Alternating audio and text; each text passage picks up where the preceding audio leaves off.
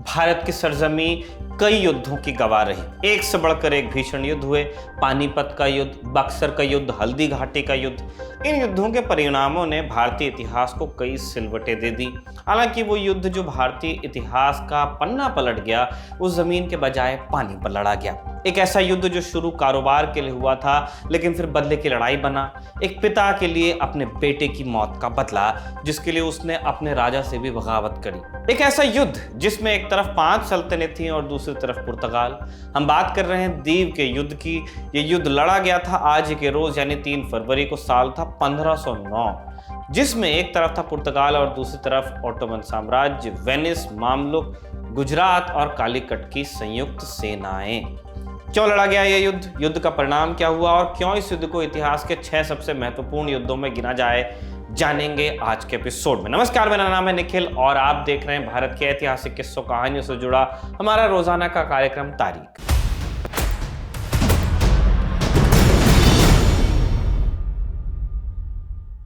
Episode शुरू करें उससे पहले आपको ओपिनियन पोल्स के नतीजे दे देते हैं जो हम पिछले कुछ दिनों से करवा रहे थे।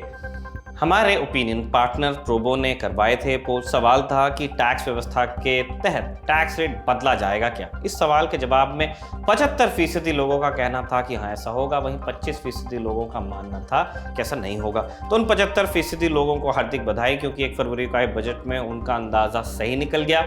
ऐसे ही कई मुद्दों पर आप अपनी राय दर्ज करा सकते हैं प्रोबो पर, या देख सकते हैं देश की राय क्या है। प्रोबो से जुड़ी जानकारी के लिए लिंक आपको मिल जाएगा हमारे डिस्क्रिप्शन में आज की वीडियो के। अब चलिए आज की कहानी की तरफ। कहानी शुरू होती है वास्को डी गामा के भारत आगमन से। वास्को डी गामा कैसे भारत पहुंचा, ये कहानी हम तारीख में आपको पहले बता चुके हैं। वो एपिसोड आप देखना चाहते हैं तो वो भी डिस्क्रिप्शन में देख सकते हैं, लिंक है, क्लिक करेंगे आपको पूरा एपिसोड मिल जाएगा। वास्को डी गामा की यात्रा से पुर्तगाल को एक बड़ा फायदा हुआ। उन्हें भारत से व्यापार का एक सीधा रास्ता मिला। पुर्तगालियों को भारत से उन्हें क्या चाहिए था? मसाले। 10वीं शताब्दी से 16वीं शताब्दी तक भारत से यूरोप तक मसाले पहुंचाने का एक ही रास्ता था, फारस की खाड़ी और लाल सागर से होते हुए यमन तक, वहां से फिर मिस्र और आगे यूरोप तक। इस पूरे रास्ते पर इस्लामिक शासकों का कंट्रोल था और उन्हें इस व्यापार में खूब मुनाफा भी होता था। उदाहरण के लिए कलिकट से मसाले खरीदे जाते थे 4.64 डकेट में। डकेट यानी सोने के सिक्के जो तब पूरे यूरोप में मुद्रा के रूप में इस्तेमाल होते थे। इनकी शुरुआत इटली के एक राज्य वेनिस से हुई थी। वेनिस तब अपने आप में एक शक्तिशाली साम्राज्य होता था और उनका मसालों के इस व्यापार में एक बड़ा हिस्सा था। 4.64 डकेट में खरीदे गए मसाले मिस्र ले जाकर 25 डकेट में बेचे जाते थे। वेनिस जाते जाते इनकी कीमत हो जाती थी 56 डकेट। आप सोचिए 4 से चल के 56 हो गया। और जब तक ये पुर्तगाल पहुंचते इन्हें 80 डकेट में खरीदा जाता, 20 गुना। यानी भारत से पुर्तगाल पहुंचते पहुंचते मसाले का व्यापार 20 गुना का फायदा आपको देने का पोटेंशियल था उसमें। यह सौदा पुर्तगाल को काफी महंगा पड़ता था। इसलिए 1498 में जब वास्को डी गामा ने भारत तक समुद्री रास्ता ढूंढ लिया तो पुर्तगाल को व्यापार का सीधा रास्ता मिला। साल 1500 में पुर्तगाल ने अपना एक जहाजी बेड़ा भारत भेजा ताकि यहाँ कलिकट के जैमोरिन से व्यापार संधि हो सके, लेकिन इस संधि से पहले से चले आ रहे व्यापार को खतरा हो सकता था। इसलिए जामोरिन ने संधि से इनकार तो किया, साथ ही पुर्तगाली बेड़े पर हमला कर उसे तहस नहस भी किया। इसके बाद पुर्तगालियों ने जामोरिन के दुश्मन कोचिन से हाथ मिलाया और इस तरह कोचिन में पुर्तगाल की पहली फैक्ट्री लगती है। पुर्तगाल ने कम दामों में मसालों को यूरोप भेजना शुरू किया, जिससे दक्षिण भारत में व्यापार की एक नई लड़ाई शुरू हुई, ट्रेड वॉर। अब तक इस ट्रेड में गुजरात के सुल्तान जामोरिन और जैसा कि पहले बताया था वेनिस राज्य का एकाधिकार था। अब पुर्तगाली इसमें सेंध लगाने लगे। ये देखकर गुजरात और कालीकट और वेनिस ने मिस्र से मदद मांगी, क्योंकि मिस्र ही इस व्यापार का मुख्य केंद्र हुआ करता था। ट्रांजिट रूट वही था। मिस्र पर तब मामलुक सुल्तान अल शरफ कसू अल गौरी का शासन था। उनके लिए भारत से मसालों का व्यापार ही उनकी आय का मुख्य स्रोत हुआ करता था। इसलिए जैसे ही उन्हें यह खबर लगी, उनके कानों में घंटियां बजने लगी। मामलुक काफी ताकतवर राजवंश था। उनकी घुड़सवार सेना या जो कैवलरी जिसको हम कहते हैं, जो आगे चल के टैंक्स बन गए, तब दुनिया में सबसे ताकतवर मानी जाती थी। लेकिन इनकी एक दिक्कत भी थी, ये पानी पर बहुत कमजोर थे। नेवी इनकी बहुत मजबूत नहीं थी, इसलिए जब भी उनके जहाज भारत से लाल सागर की तरफ मसाले लेकर जाते, पुर्तगाली उन पर हमला करने लगे। इस चक्कर में जामोरिन समेत तमाम साझेदारों को नुकसान होने लगा, चूना लग रहा था। अंत में साल 1505 में पुर्तगालियों से निपटने के लिए मामलुक सुल्तान ने अपना एक जंगी बेड़ा भारत की ओर रवाना किया। इस काम में उन्हें वेनिस से भी मदद मिली, जिन्हें पानी पे काम करने का अच्छा अनुभव था। 15 सितंबर 1505 को जंगी बेड़ा भारत के लिए रवाना हुआ। इस बेड़े में मामलुक, तुर्की, वेनेशियाई और ग्रीक योद्धाओं को मिलाकर कुल 1100 सैनिक थे। आपको सुनने में कम लग रहा है, लेकिन तब आप देखेंगे कि दुनिया की आबादी भी बहुत कम होती थी। इस बेड़े को कमांड कर रहे थे एडमिरल हुसैन उल कुर्दी।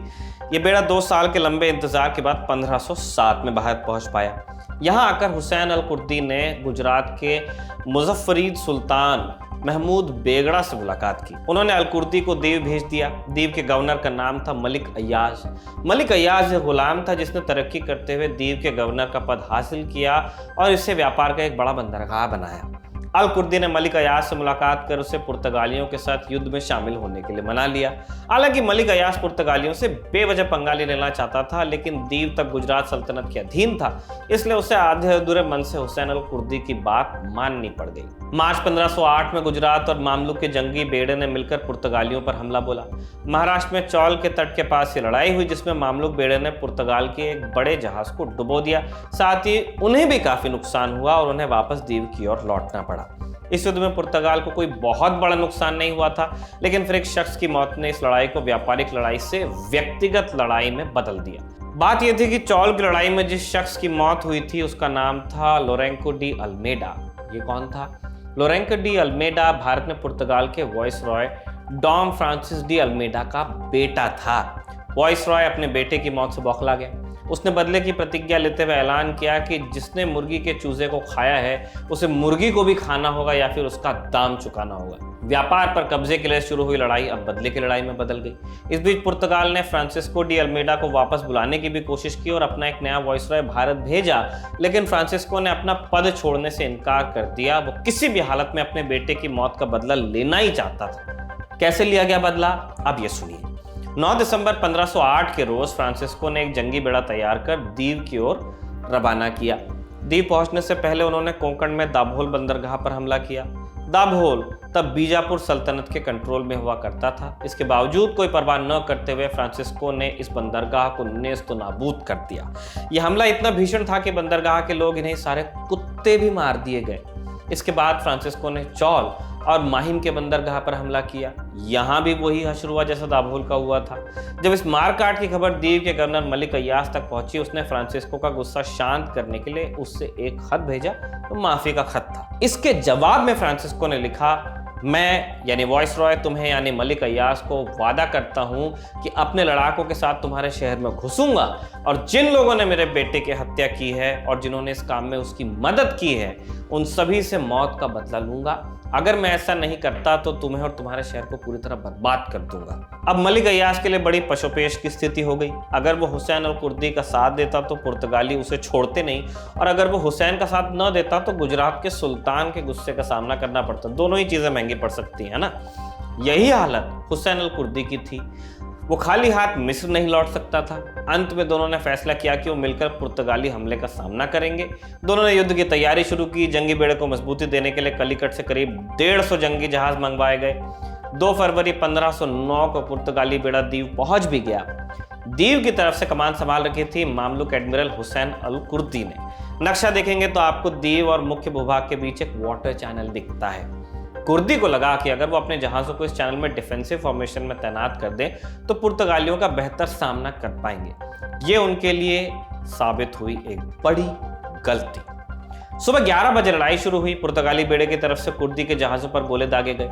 हुसैन अल कुर्दी के मुख्य जहाज़ को काफ़ी नुकसान पहुंचा। जैसा कि पहले बताया, कुर्दी ने अपने कुछ छोटे जहाज़ों को दीव और मेनलैंड के बीच चैनल में तैनात कर रखा था ताकि वक्त आने पर वो पुर्तगालियों पर पीछे से हमला कर सकें। लेकिन पुर्तगालियों ने इस रणनीति को भागते हुए चैनल का मुहाना ही बंद कर दिया और इसके चलते अब ये जहाज पुर्तगाली आर्टिलरी की एकदम सीध में आ गए। दिन के अंत तक मामलुक जंगी बेड़ा पूरी तरह बर्बाद हो गया। हुसैन अल कुर्दी ने जान बचाने के लिए भागने में भलाई समझी। उनके जो सैनिक पकड़े गए उन्हें फ्रांसिस्को डी अल्मेडा ने बेरहमी से मारा। कई जिंदा जला दिए गए, वहीं पर कई को तोप के मुहाने पर लगाकर उड़ा दिया गया। द्वीप की जीत के बाद फ्रांसिस्को डी अल्मेडा ने नए वाइसरॉय को जिम्मेदारी सौंपी और खुद पुर्तगाल की ओर लौटा। हालांकि वहां पहुंचने से पहले ही उसकी भी हत्या हुई। जाते जाते फ्रांसिस्को ने पुर्तगाल के राजा को एक खत लिखते हुए चेतावनी दी कि जब तक तुम समंदर में ताकतवर हो, भारत तुम्हारा है, लेकिन अगर ये ताकत हो गई कमजोर तो जमीन पर मजबूत से मजबूत किला भी तुम्हें बचा नहीं पाएगा। फ्रांसिस्को डी अल्मेडा की बात भविष्यवाणी साबित हुई। पुर्तगालियों ने अगली एक सदी तक भारत के तटीय व्यापार पर कंट्रोल रखा और भारत पर यूरोपियन शासन की शुरुआत हुई। चूंकि द्वीप का युद्ध भारत में यूरोपियन शासन की नींव रखने के लिए निर्णायक साबित हुआ था, इसलिए विलियम वेयर ने अपनी किताब 50 battles that changed the world में इस लड़ाई को 6ठे स्थान पर लिखा। वे लिखते हैं, 15वीं सदी तक ऐसा लग रहा था कि इस्लामिक ताकतें दुनिया पर अपना वर्चस्व जमा लेंगी, लेकिन द्वीप की हार ने इस संभावना को खत्म किया। द्वीप की हार के कुछ सालों बाद मामलुक वंश भी खत्म हो गया। 1517 में ऑटोमन साम्राज्य के साथ युद्ध में हार के साथ ही उनके साम्राज्य का भी अंत हुआ। इसके बाद ऑटोमन साम्राज्य और पुर्तगालियों के बीच लड़ाई का एक नया दौर शुरू हुआ। इसकी कहानी हम आपको सुनाएंगे कभी और तारीख आने वाले किसी एपिसोड में। आज के लिए इतना ही। तारीख के इस एपिसोड को लिखा था हमारे साथी कमल ने और कैमरे पे रिकॉर्ड किया था हमारे दोस्त जतिन ने। देखते रहिए दी ललन टॉक।